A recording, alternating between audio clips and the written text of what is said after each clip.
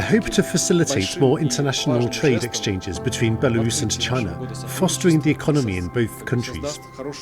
We will host a series of events in celebration of the 30th anniversary of the establishment of diplomatic relations between China and Belarus, as well as the Year of the Regions of China and Belarus. I look forward to more further exchanges and cooperation in light of the celebration, deepening the understanding towards each other.